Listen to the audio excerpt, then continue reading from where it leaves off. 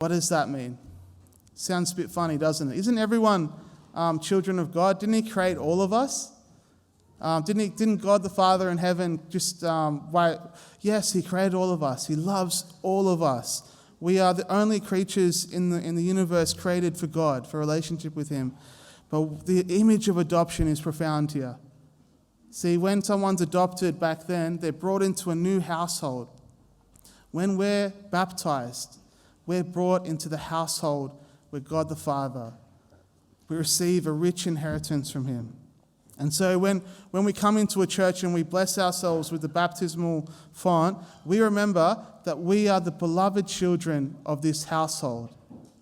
We come into this new reality. We walk into church, remember that we receive the Holy Spirit, that our sins are washed away, and that we are here as his beloved children.